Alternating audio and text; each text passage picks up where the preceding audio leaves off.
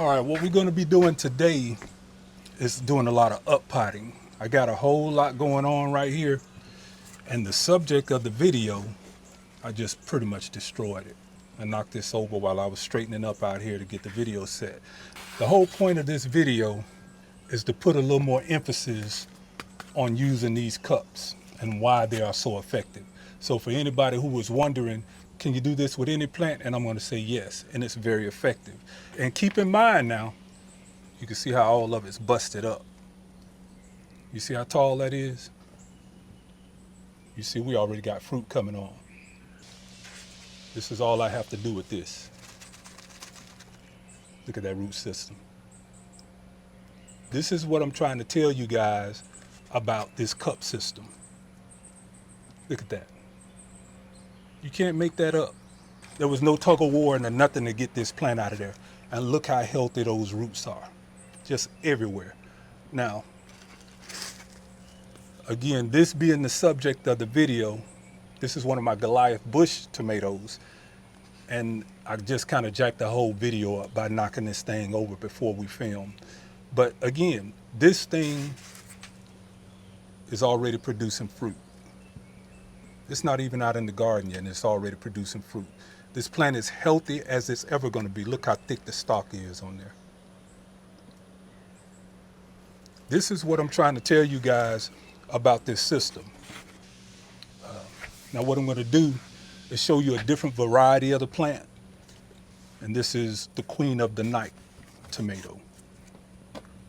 You see the difference in those two? You see how bushy this is compared to this one? Now this one's in a 20-ounce cup, and this one's in that 32-ounce cup.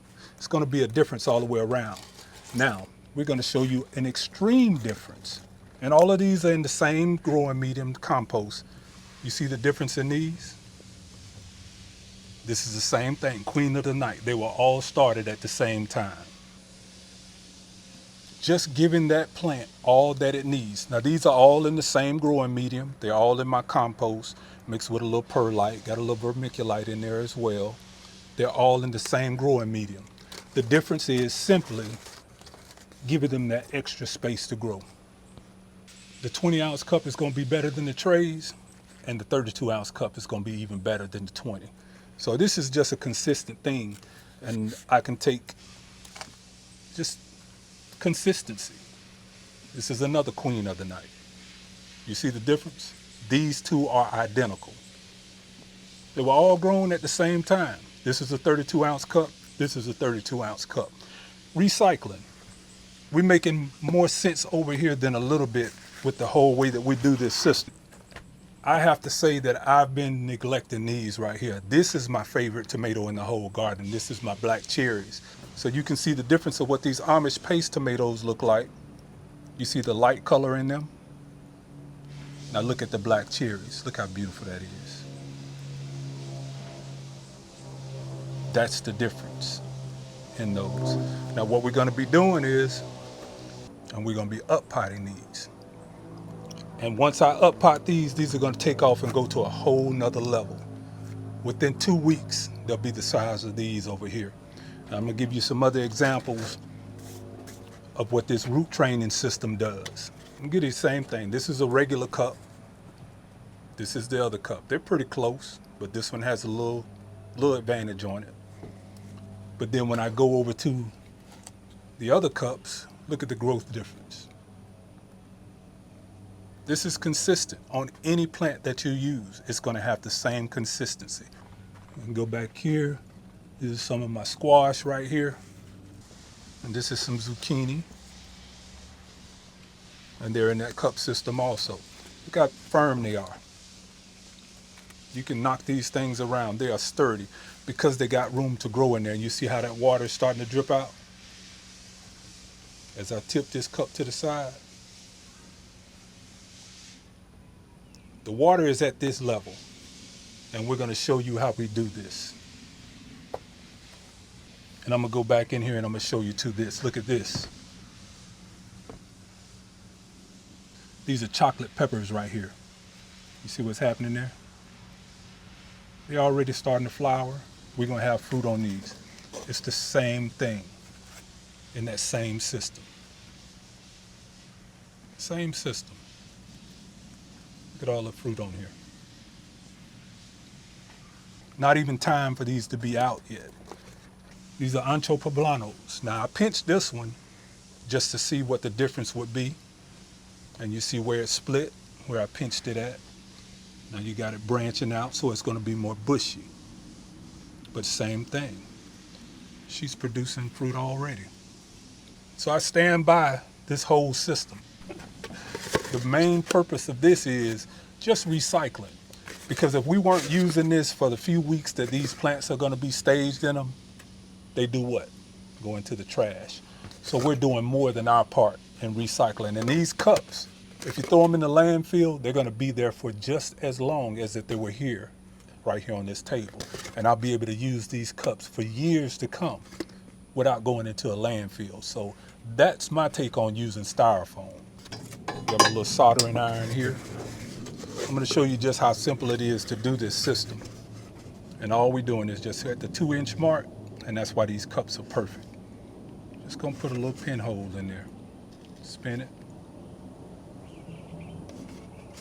Spin it. Spin it. And there we have it. And that's all that is.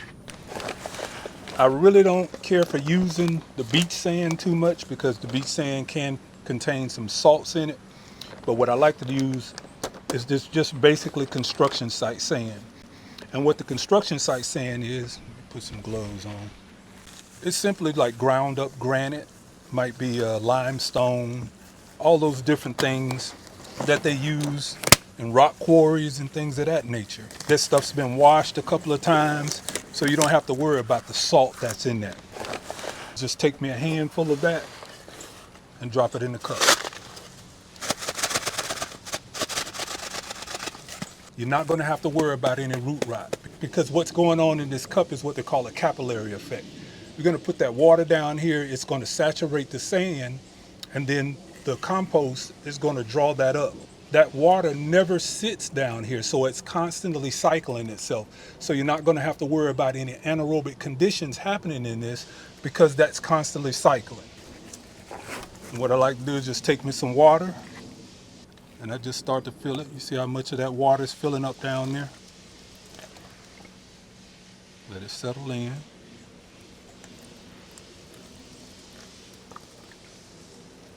You see how well that's draining? You see how well that's draining? And we're going to pull up some of our compost. And then we're just going to drop that compost in on top of it. Let's pat it down, get it solid. And then we're going to go over here and pull out our black cherry. And we're just going to split that because I definitely have more than what I need. There's 2 there.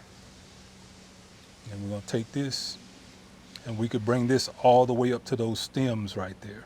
And it's going to make for a stronger plant.